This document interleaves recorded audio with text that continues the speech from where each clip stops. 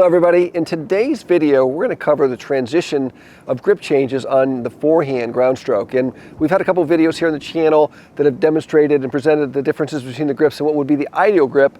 And as a result of that, some of you have been texting in or emailing in saying, how do I effectively make the change from, say, a Western to a semi-Western, or Western to an Eastern, or even a Continental to an Eastern or semi-Western? So in today's video, I'm going to run through a series of drills and tips that are going to help you make that transition smoothly and comfortably, so ultimately you can be in the grip that's going to give you the best performance on your forehand. Before we get into the drills, let's just review what the contact points are, how they're different, and what the arm structure is for each of the different contact points. So for example, with a continental grip, there's no doubt you'd have to be hitting the ball with a really straight arm. If you have any kind of a flex in your arm, it would be impossible to get the racket to be vertical. So continental forehands, the contact point's going to be a little further back, of course, and the arm's going to be straight in order to produce a vertical racket face. As you move to an Eastern, the contact point is naturally going to be moving forward, and in general, you're going to be able to have a little bit more flexibility in your elbow. So a lot of Eastern forehands are going to be played with a flex. You could hit it with a straight elbow, but it's definitely not necessary. In fact, I like this little, what we call a double bend, where you've got a bend here and a bend here. It just gives you a little more versatility, okay? Next up, if I go to a semi-Western, you can see that my arm structure is beginning to change. I'm actually getting a little bit more bend in my arm, and my contact is a little bit more in front again. And then ultimately, when I get to a Western grip, I have to have a bend in my elbow, because if I straighten my arm and extend, there's no way that I can powerfully and comfortably get the racket to be vertical. So the only way I can do that is to be in here. So we see a lot of players with a Western grip having to have this very extreme bend in the elbow here. So for example, now, if I were just to go back to a Continental, if I'm used to hitting a Continental forehand and I went to an Eastern and I didn't understand where my contact point is, and I go to an Eastern grip, naturally where's the racket face going to be pointing is down. So initially you're going to be hitting the ball down. See that? And on the other extreme, if I go to the Western, and let's say I go back now to say an Eastern or even a semi-Western, and I'm out here, now the ball is going to go up. So initially you're going to have a lot of trouble controlling the trajectory or the height of and the length of your shot. So those are key things that you have to understand. If you're in a Continental and you want to get to an Eastern, you've got to realize this contact point is not going to be alongside of me. It's going to be more in front of me, and then out in front for the semi, and then a super bent elbow for the Western. Understanding that, understanding what stage you're in and what you're trying to get to, will help you understand the adjustments you need to make to start to make that new grip more comfortable. The first drill we're going to do, I actually learned from my coach many, many years ago, and it's actually the skill of hitting the ball in the net. Now you might be thinking, well, why am I going to hit the ball in the net? Well, if I'm this close to the net and I'm playing a medium height forehand and I really am keeping a vertical racket face, the ball should go in the net. So this is really a great place to just work on that skill. So for example, if I've been playing with a Continental and I'm hitting it back here, okay, and I go to an Eastern and I hit it back here, it's not even going to go to the net. It's going to go down. So we know that. Conversely, if I've been in a Western and now I'm going to go to, say, an Eastern, and I've got a racket face that's open, the ball's going to go over the net. But from this position, what I want you to actually do is play the ball into the net, right? There. See that? Now you'll notice too, there's a couple great things that happen here.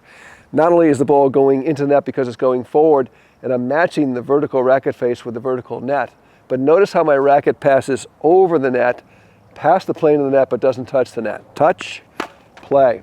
So what happens here is I'm naturally starting to get my racket to go to low to high, so it misses the net as well.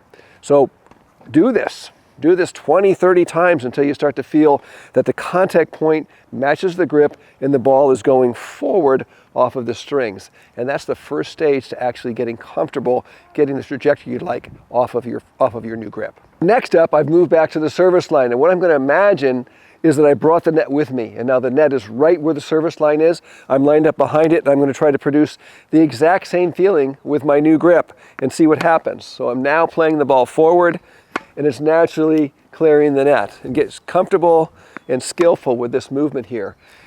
And that's going to help you start to get the feel of the trajectory. If you have trouble with this, the ball's flying, just go back to that contact point with your new grip and realize that that's where you're trying to place the ball, so you can get right into that spot. And it's going to take a lot of repetition for this new muscle memory to get baked into your stroke, okay? But if you do it a lot, keep working on it, pretty soon you're gonna get very comfortable with this new contact point, this new arm structure, and the trajectory you're seeking on the ball. And then next up, go to the baseline and start dropping and hitting balls. And this is really gonna help you not only learn how to feed a ball and start a rally, but it's also gonna give you the feel of where that contact point is out in front of you and how to control that trajectory. And when you're doing this, you can start to vary your spins as well. You can add more spin, take spin away and hit a little flatter. You can hit different levels. I can hit a semi-lob.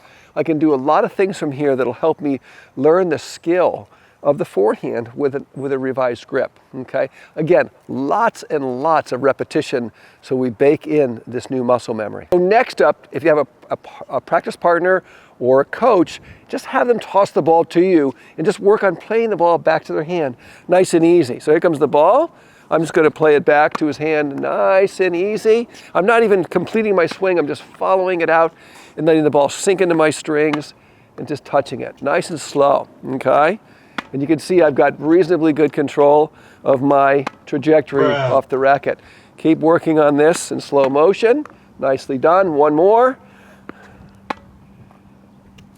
And that will really help you. Then we can progress to the next level after this, which is the next step. So next up, of course, I'm on the baseline and I've got my partner or my coach feeding me balls, and I'm just gonna work on progressively developing the feel, the skill, and increasing my racket head speed, but not losing control of the ball.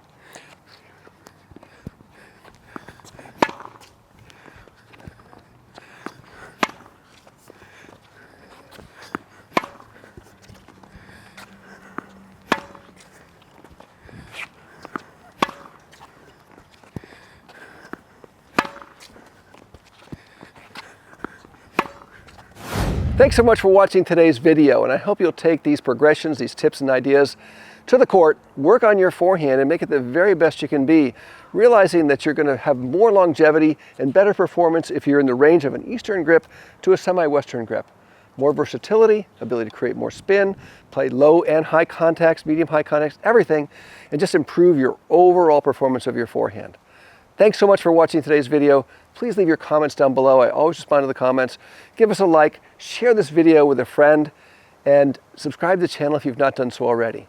Thanks again for watching today's lesson, and we'll see you in the next video.